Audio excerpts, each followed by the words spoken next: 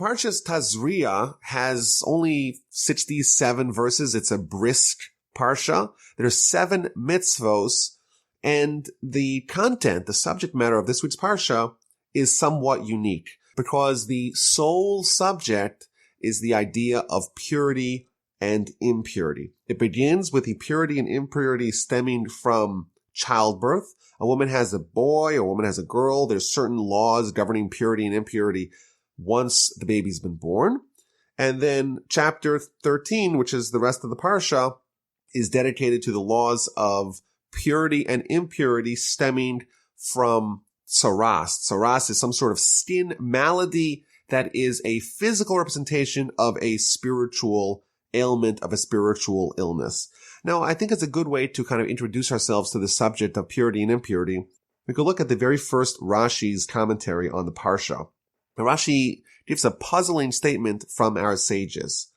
He says that if you go back to Genesis and you look at the order of creation, you'll notice that all the animals are created first, and the very last thing, the very last entity to be created in Genesis is mankind. So you have the animals created first and then mankind. Therefore, says Rashi, we first have the laws of the animals. So at the end of last week's parsha, we have the laws of which animals are kosher, which animals are not kosher. And once the laws of the animals are done, just like they were created before man, their laws are taught before man. And once we concluded the laws of the animals, we're told the laws of the humans. Very intriguing idea that there's a certain parallel between Genesis and the creation of man and animals and Leviticus and the laws governing the purity and impurity of humans and animals. And I think it's kind of odd. What is the connection? What's the connection between Genesis, between the creation of man and the animal kingdom, and these laws, the laws governing the purity and impurity of animals and humans? So there's an interesting statement from the Maharal, and he says that when we have Torah, we have laws governing animals, laws governing humans. That, in effect, is the completion of creation. And there's a deep point here. When we were created with imperfections. And you know what? Animals were also created with imperfections. And therefore, when we have laws governing humans and animals, these are the laws. These are the tools given to us, so to speak, to complete creation, to finish off Genesis, and to achieve what the desire of creation was, is that it should be a hybrid, so to speak. God creates, we perfect with Torah, and therefore there's a natural connection between Genesis and Leviticus, between the creation of animals and man, and between the laws of purity and impurity of animal man, which is their perfection. But I think a question still remains. Why indeed was man created last? Why wasn't man created at the beginning of the week of Genesis? So the Talmud in the book of Sanhedrin, page 38a, gives us 4 reasons as to why man was created last. It gives reason number 1, because if man was created on Wednesday, then the heretics will say, well, who helped God with the creation of Thursday and Friday? That was man. And therefore, to kind of stymie the arguments of the heretics, as if to say that man was a partner with God, man was created last. That's the first answer. Second answer is that if man is haughty, if man gets arrogant, if man becomes full of hubris, then you just tell man, hey, don't get so haughty. After all, the lowly fruit fly, the mosquito, was created before you. That's the second answer. That's why man was created last. The third answer is that man should enter a mitzvah right away. Man's created right before Shabbos, and he could be ushered into Shabbos, into the Sabbath, right after he was created. And finally, the fourth answer of the Talmud is that the reason why man was created last is because man is the goal of creation. And therefore, first you set the table, first you construct the arena, and then you bring in the guest of honor. Man is the guest of honor in God's world, and therefore God created the entire world and then put man in it once the world was completed. Those are the 4 reasons as to why man was created last, as we're told in the Talmud in the book of Sanhedrin.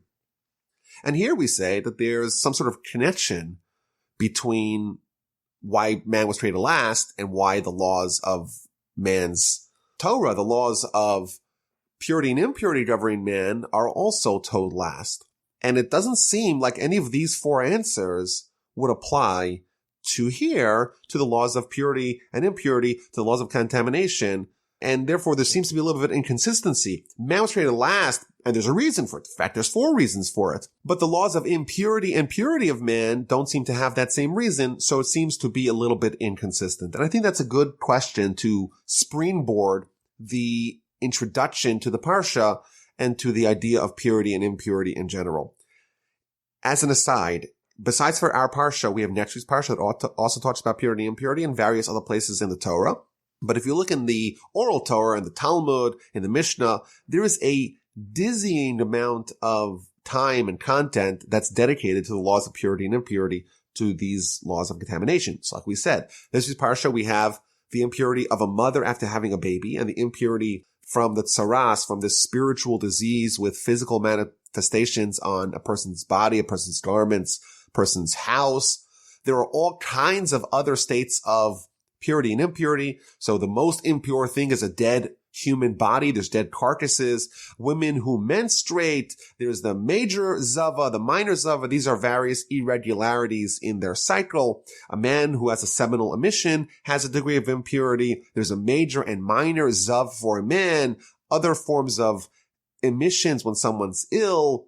And there's all kinds of laws, draconian laws, related to how a person who has these impurities has to behave, how someone with these impurities, they could be remedied. You know, the oral Torah is broken down into the 6 orders of Mishnah. And one of those orders is the order called Taharos, which deals with impurity and purity. So in effect, you have like 15 to 16% of all of Torah dedicated to these laws. And for us, in modern times, I will say, these ideas seem very distant. It doesn't seem really tangible or applicable. Now, there are some cases where these laws are very much applicable. So, for example, the Torah tells us that a Kohen, a priest, is not allowed to come into contact with dead people, meaning they can't visit cemeteries. And the laws governing purity and impurity are much more than just touching the dead body, but being in close proximity or even being in the same structure. So if you're in the same building as a dead body, there's this idea that this impurity permeates the entire structure, the entire edifice in which it is contained. And therefore, if you're a Kohen and you're in a building and you find out that someone died, you have to run away out of the building, escape quickly because you can't be in that same building. So for example, this extends even further. In Jerusalem, where I used to live, there was a cemetery that was adjacent to a street, and there was a sign on the street because there was trees overhanging on both the cemetery and the street next to it. A Kohen, because of the laws of impurity governing a structure, those would preclude the Kohen from walking under the trees, even though he's not in the cemetery, but because the trees are covering both the cemetery and the street next to it, walking under the tree would be prohibited. And this actually extends further. You know, someone's in a hospital, the entire hospital, as long as it's connected, they can even be in separate buildings, but if there's some sort of connection between the two, that would unite those buildings as one halachic structure. And if there's a dead body in one of those buildings, then the Kohen can't be in the entire building complex. So those are some laws governing a Kohen and how they have to relate with dead bodies, with cemeteries today. This was a very big deal when the temple was extant, when the sacrifices were in existence. Everyone had to always know the state of purity that they were in, what they could touch, what they cannot touch, what they can eat, where they can go. And even today, if you walk in Israel and you go to the Kotel, you go to the Western Wall and you want to go onto Temple Mount, there's big signs saying that according to Jewish law, Jews are not allowed to go there. And the reason for that is that the temple grounds retained their purity requirements. And therefore, for someone to walk up there, you would have to be in a state of purity, that we probably cannot achieve today, because the only way to undo the purity of coming into contact with dead bodies is via the red heifer that will meet later on in the Torah. And because we don't have a red heifer, we can't become fully cleansed, and therefore we cannot come really too close to temple grounds. So these ideas are not very applicable, but there are some isolated instances where they are applicable. But I think even more broadly, on a philosophical level, the whole notion of purity and impurity seems quite foreign. We associate purity with cleanliness, with hygiene. It's maybe even hard for us to come up with good definitions about what these things even mean. And, we had last week the laws of the kosher foods, and this week we have the laws of purity and impurity. These are all like spiritual ideas captured in physical things. You have the physical food. It's a piece of meat, and one piece of meat's kosher, one piece of meat's not kosher. What's the difference between the two? It's not necessarily on a physical level, a physical plane, a physical realm. It's on the spiritual realm. You have someone who has this spiritual ailment. They're perfectly healthy. They're perfectly clean. There's nothing wrong with them from our perspective, yet the Torah says they may be impure. So what's a way to understand the general principle of purity and impurity? And I think, the parsha begins with a woman having a baby, which is a wonderful thing. It's a holy thing. You're bringing a soul into the world. Is there anything greater than having a child? Yeah, the Torah says that if she has a male, she's impure for 7 days. If she has a female, she's impure for 14 days. Why would having a baby render someone impure? Now, in addition, the bulk of the laws of impurity and purity relate only to Jews, and many of them are applicable only in the land of Israel. Clearly, if purity and impurity from the Torah's perspective were about cleanliness, they wouldn't only apply to us. And finally, a third question to ponder is the idea of tzaraas, which is going to comprise the bulk of our parsha. Tzaraas, we're told in the Talmud, it is a physical illness that comes because of a certain sin.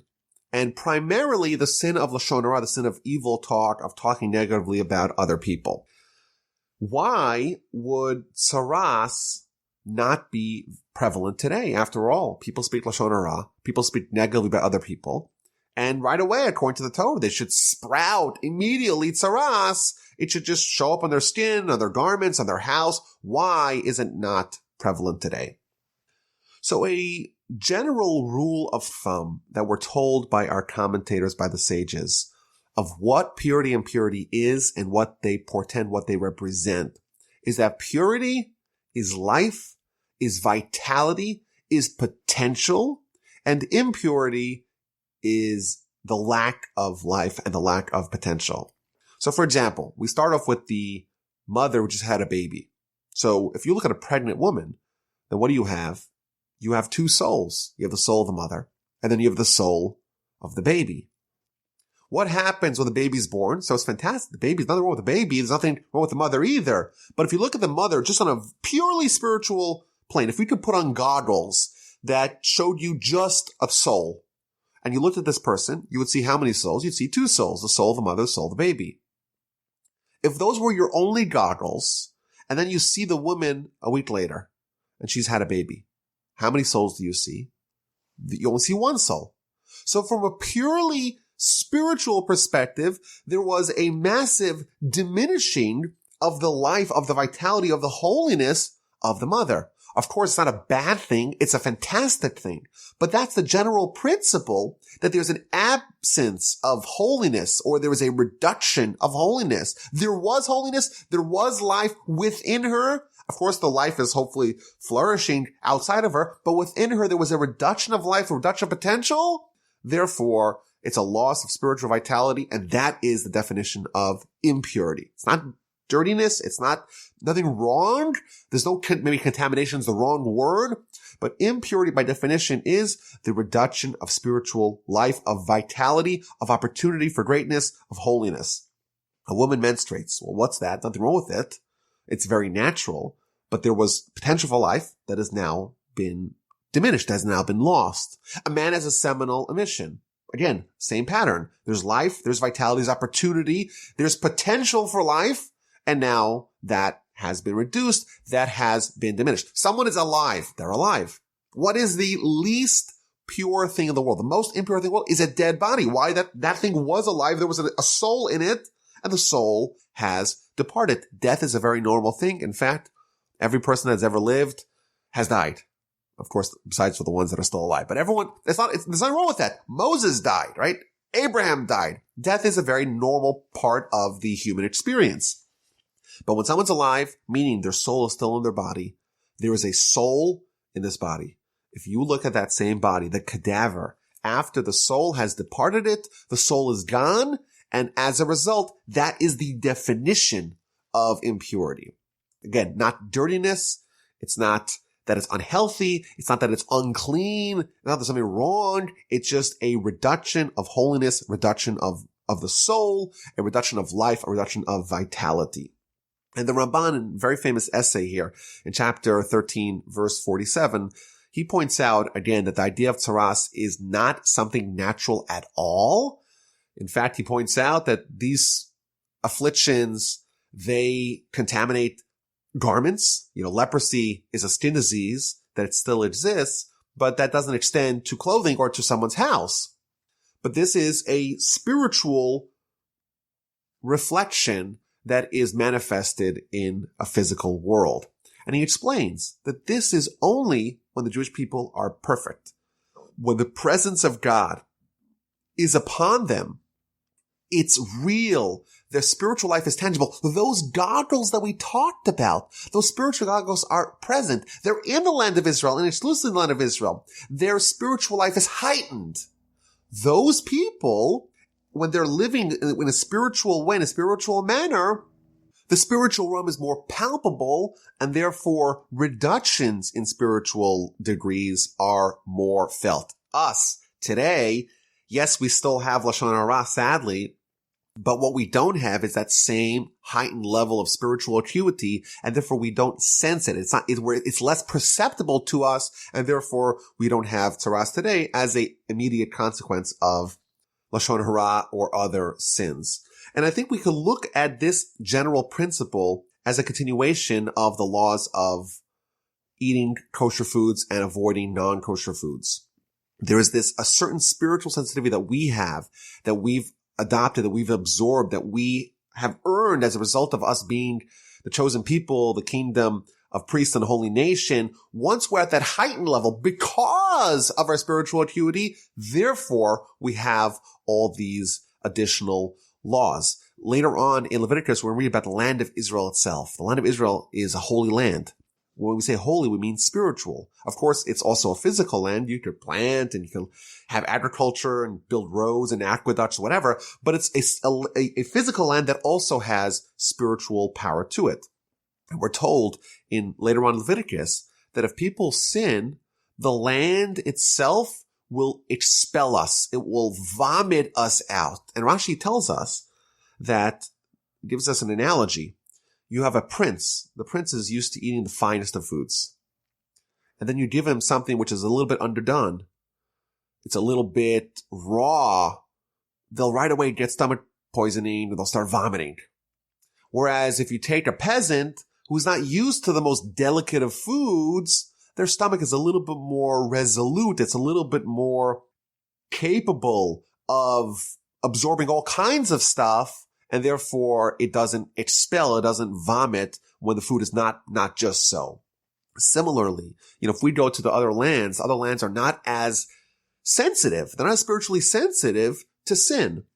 Whereas the land of Israel, it's like the stomach, it's like the gut of the prince. It's spiritually potent. And therefore, to the degree of spiritual potence is the degree of spiritual sensitivity to things that are not spiritually okay. Jewish people, we're elevated spiritually. Consequently, we have to behave at a higher level. And therefore, the foods that are wrong spiritually, so to speak, we have to avoid them because it's dangerous for us. Non-Jews, it's not dangerous for them. They're not as spiritually developed as we are. That's the principle that applies with kosher or non-kosher food. And that's the same idea over here, that because we have a heightened degree of holiness and spirituality, therefore we have a heightened degree of the laws of purity and impurity, the laws of our soul, the laws that are reflective of the spiritual state of our soul. Perhaps as an example, we could say, if someone is wearing a garment made of sackcloth, it's very hard to see, if there's a stain on the garment.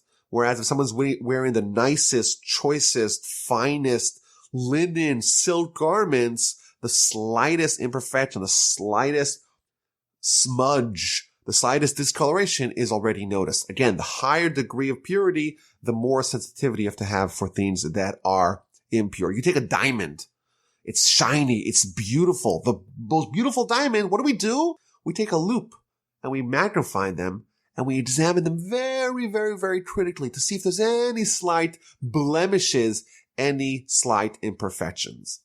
So in effect, the laws of purity and impurity are a reflection and a consequence of being holy, of being special, of being more spiritually developed. The Rambam tells us, Maimonides tells us in chapter 5 of the Laws of the Foundations of Torah, that there is a concept called Chil Hashem, which means desecration of God's name. And he gives us the laws governing desecration of God's name in general.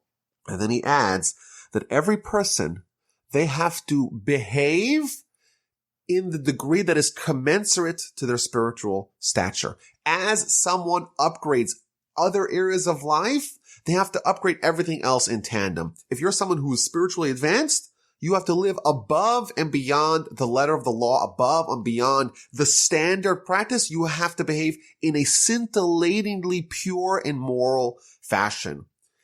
Similar idea that we see over here. The holiness that we inherently have is manifested in these very delicate laws governing the purity and impurity, the minute changes of the spiritual state of our soul. Let's go back to our introductory Rashi. Rashi tells us that there's a connection between Genesis, creation of animals and man, and the laws of purity and impurity of animals and man. I think now we understand the connection quite deeply. Man was created last.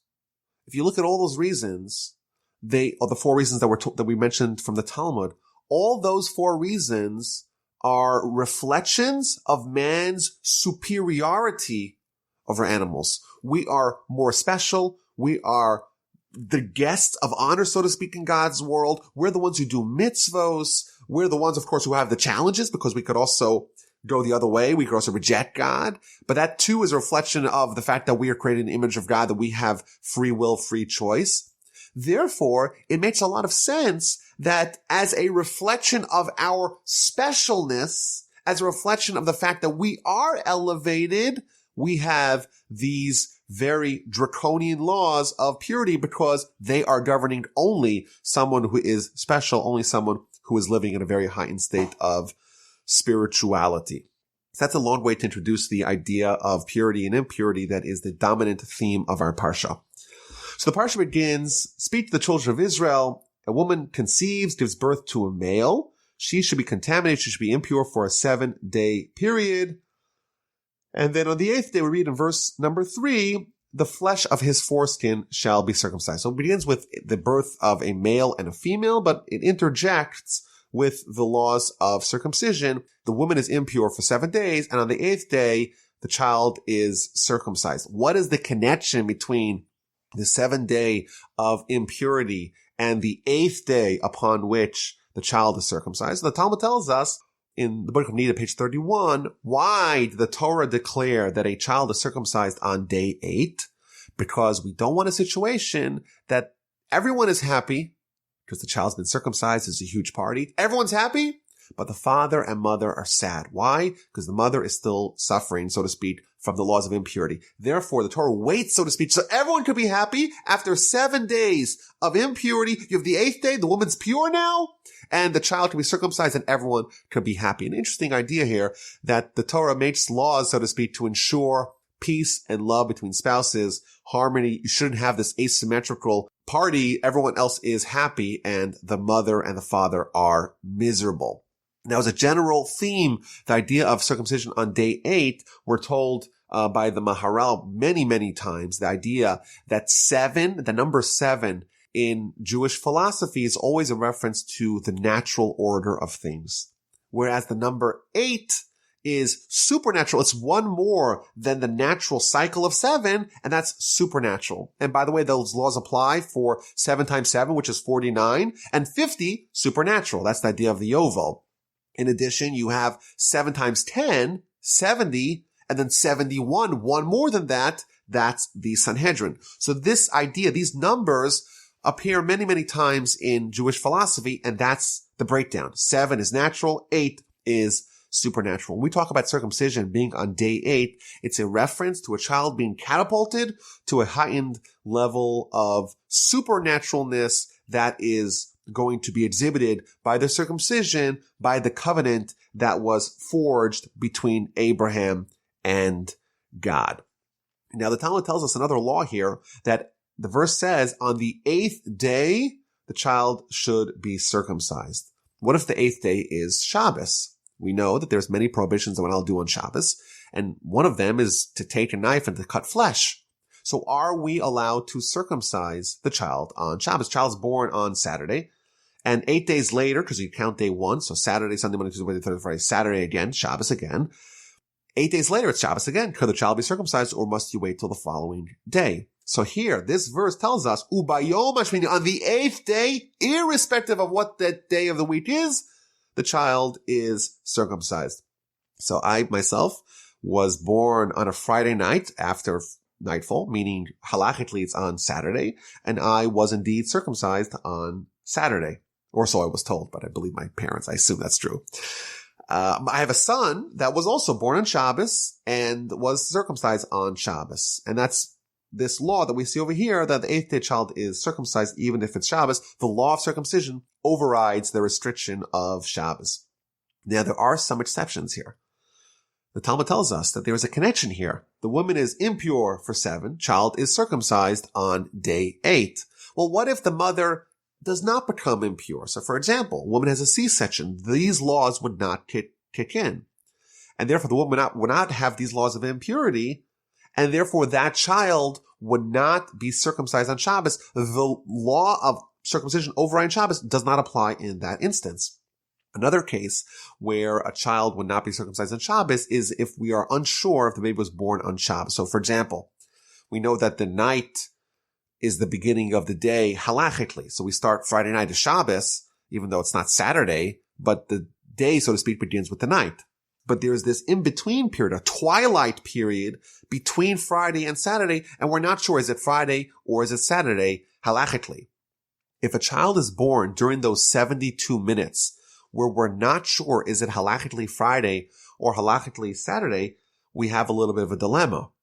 You can't circumcise a child on Friday because maybe the child was actually born on Saturday, and therefore Friday will be day 7, and you can't circumcise before day 8.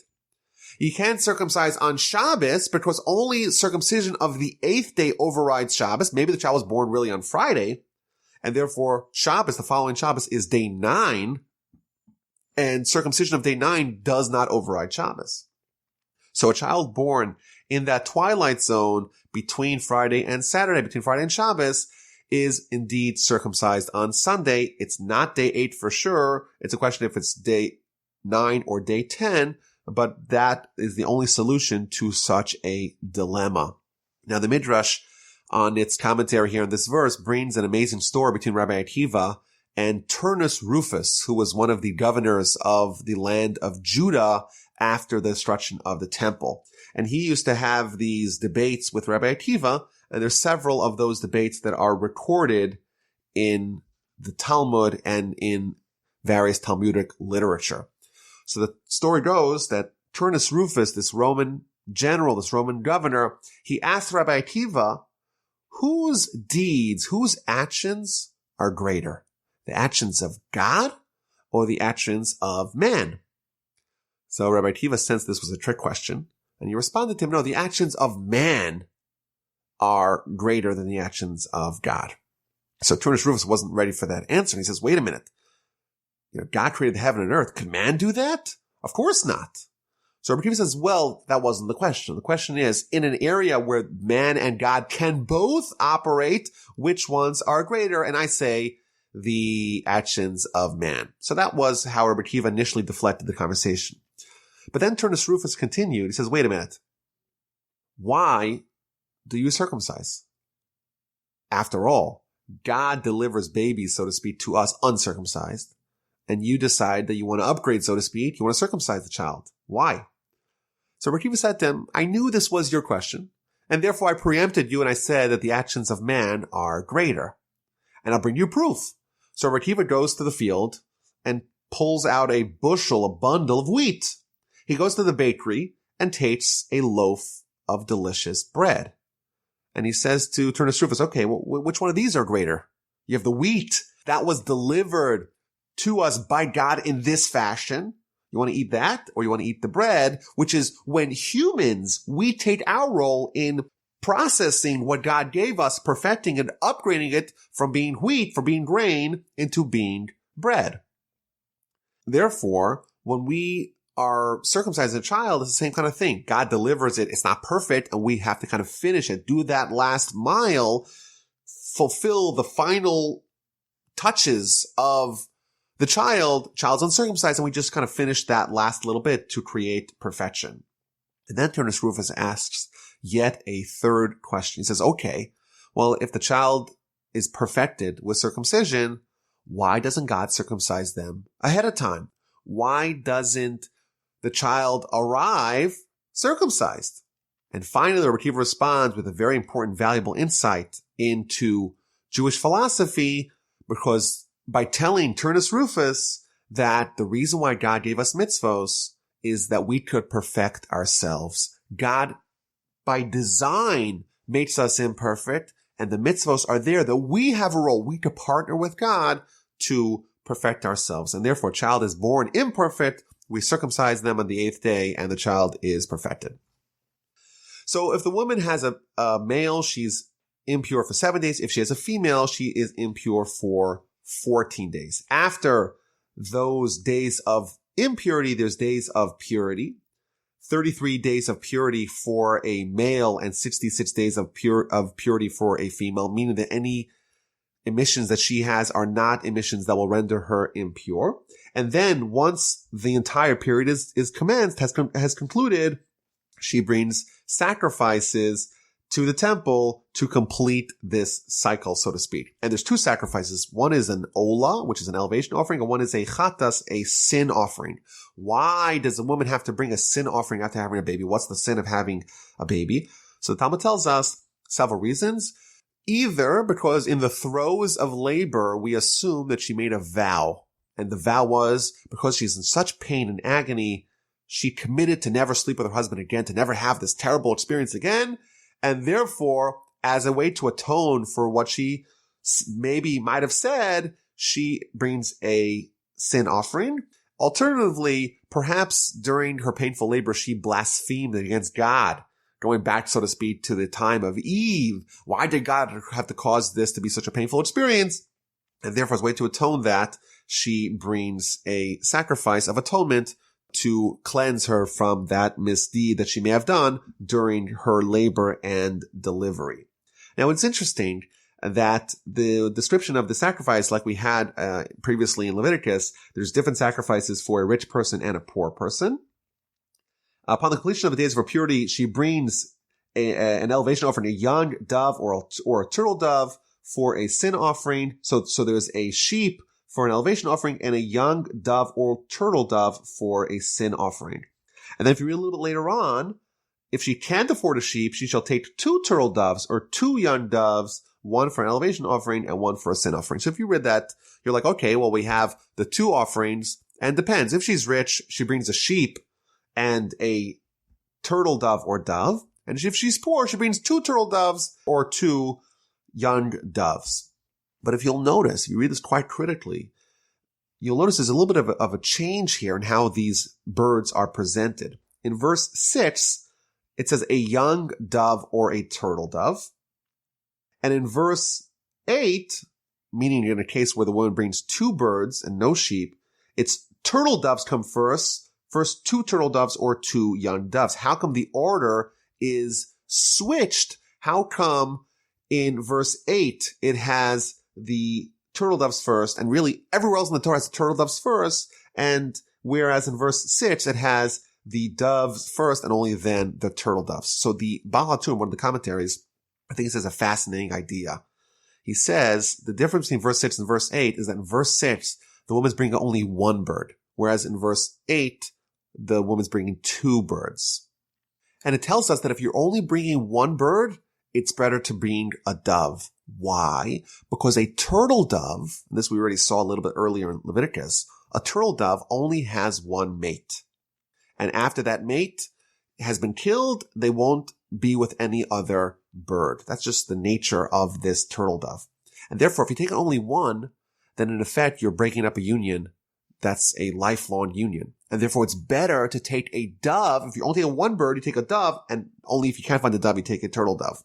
It's just an amazing idea of the sensitivity that we're shown over here, that we don't want to disrupt even the animals from having a wonderful experience, how sensitive we have to be to not cause pain to animals. And therefore, every other place in the Torah, we're told turtle doves, then doves. But when you're only taking one bird, it's better to take a dove and only then a turtle dove, because if you take a turtle dove, then you're going to upend and disrupt some sort of turtle dove union forever. Just an amazing little anecdote here, a little tidbit that we see in the commentaries. So chapter 13 tells us of tzaraas, a spiritual malady of this day. Now the Talmud tells us, the book of Arachin, that there's 7 different sins for which these ailments, these spiritual maladies, tzaraas, comes to a person on lashon hara, evil talk, on murder, on oaths in vain, on sexual sins, on haughtiness, on theft, and on being very stingy, being very miserly. And these ailments afflict the body, the clothing, and the house. Our parsha is going to deal with the afflictions of the body and the clothing, and next week's parsha, Parshas Mitzorah, is going to cover the laws governing tzaraas on the house. And this is primarily for lashon hara according to the commentaries. So for example, there's a verse in Deuteronomy that tells, we know the story of Miriam. Miriam was the sister of Moshe, Moses and Aaron, and she spoke negatively about Moses. And there's a verse that tells us that we should remember what God did to Miriam when we left Egypt, that God struck her with tzaraas, with this ailment, because she spoke negatively about Moses. In fact, it's a mitzvah in the Torah, says the Ramban in his comment there. It's a mitzvah in the Torah for us to remember the immediate effects that someone speaking lashon hara has, at least in the time where the Jewish people are on that spiritual level, that right away there will be a visible spiritual blemish, as was present with Miriam. For us, sin has no tangible manifestation on our lives. And the reason why, it's because our soul is a little bit removed from us. You know, our body is okay with sin. In fact, it's even desirous of sin. For us, mitzvos, the activities desired by our soul, may feel awkward, a little bit out of place. The more spiritual we get, the more we begin to feel what our soul feels, and the more it affects us in a tangible and real, palpable way. You know, sin is as painful to our soul as injuries are to our body. Without mitzvos, our soul is hungry like our body is hungry without food. And when the Jewish people are in that state, we're close to spiritual perfection. Therefore, the spiritual deficiencies are immediately manifest. And that's the laws of tzaraas. When someone does a sin, either one of those 7 sins, but primarily the sin of lashon hara, it's going to be immediately reflected in a sprouting of tzaraas on their body, on their person, or on their garments, or on their home. And what happens? So we're given initially an introduction. The first several verses of the chapter give us an introduction, and then we go into detail of the various different types of tzaraas and how they are addressed, how they're evaluated, and how they are maybe remediated, as we covered in Parshas Mitzorah. So the first thing we see is that when someone has a tzaraas, a skin affliction, they have to bring it to the Kohen. Only the Kohen, only the priest, can render a ruling. It will become a tzaraas affliction on the skin of his flesh. He shall be brought to Aaron the Kohen, or to one of his sons of the Kohanim. So this is a verse that tells us that the only person that can render a ruling, the only doctor of tzaraas, is Aaron and Aaron's children. Now it is interesting. It doesn't mention a generic Kohen. It specifically talks about Aaron and Aaron's children. And why? The question is why? You know, why can't I just say the Kohen, bring it to the Kohen? Why does it have to say Aaron or Aaron's children? Why does it have to right away go to the most impressive of all the priests, Aaron? And I think the answer is that, you know, someone gets tzaraas. In effect, it's a direct message from God. You did a blunder. You did a sin. And you need to be encouraged to mend your ways and to repent. But you know what's not pleasant to hear? It's not pleasant to hear this kind of criticism. No one wants to hear what they did wrong. No one wants to have their sins listed to them. It's a very difficult thing to absorb. Says the Torah, you go to Aaron. What was Aaron's outstanding quality? That he loved every person. He loved peace. He pursued peace. He did everything he can to make people feel as wonderful, as comfortable as possible, and to help them and to encourage them and to give them warmth and give them love. Someone like Aaron. Of course, it's the Kohen. But the Torah hints that you have to have the Aaron attitude to be an effective Kohen vis-a-vis these laws, because you're going to have to give the very uncomfortable message to the people who have tzaraas. What happens? I'm sorry, you have tzaraas. You must have sinned. It's a very difficult thing for a person to hear. You have to harness, the Kohen has to harness their internal Aaron quality, where they genuinely are interested in the betterment, the well-being of the people that they're talking to. Someone who has that attitude, indeed, they will be effective. You have to be like Aaron in order to render judgment. If the priest rules that the person is contaminated, then they have to go in isolation. They have to go outside the camp, and they have to contemplate what they did. And of course, this is part of a repentance process. You think about what you did, you dwell upon it, and hopefully you'll mend your ways. And then the illness, which was only a manifestation of the spiritual malady, will go away too. The symptoms will disappear with the cause disappearing.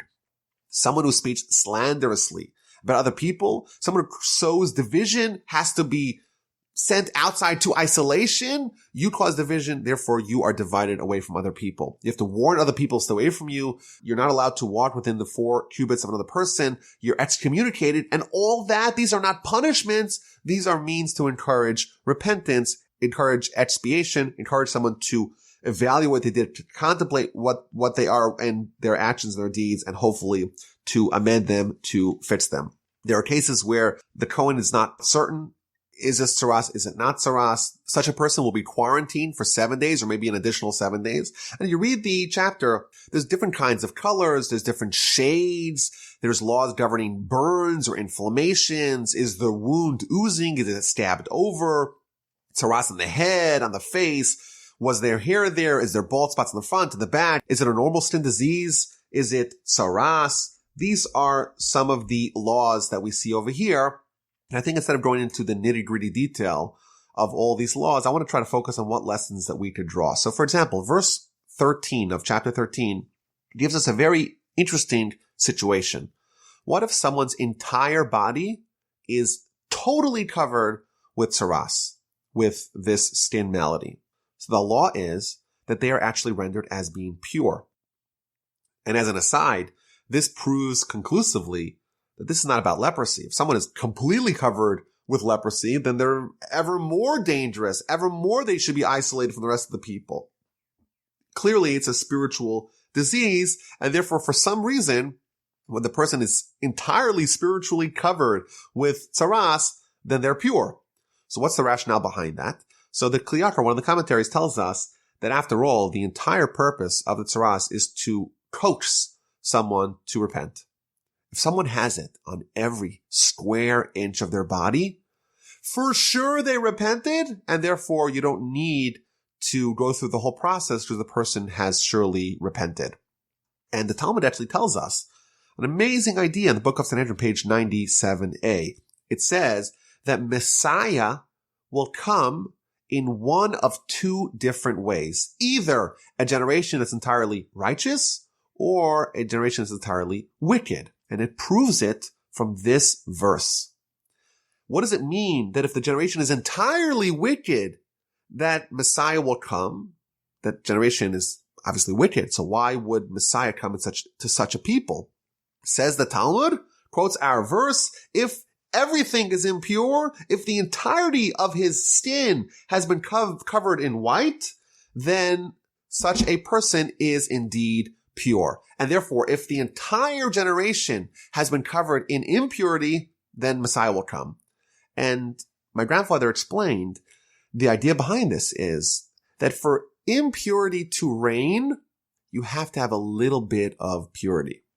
If there's not a scintilla of purity, if there's nothing good, then the bad cannot flourish. And this is an interesting idea, that when society devolves and devolves and devolves and devolves to such a degree that there's nothing good left, then it implodes upon itself. It has nothing to give it life, has no truth that it could grasp upon, and therefore the whole thing ceases to exist, and the evil disappears, and all you have left is good. An amazing insight that we see here in the idea of purity and impurity. There has to be a little bit of purity in the impurity for the impurity to have vitality and continuity.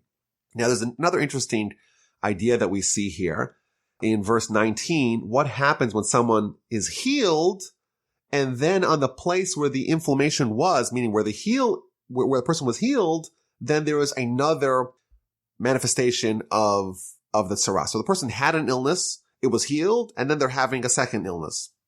Maybe the idea behind this is, someone has an illness and they get healed. Their job is to focus, what did I do wrong to get this bruise, to get this ailment, and how do I make sure it doesn't happen again?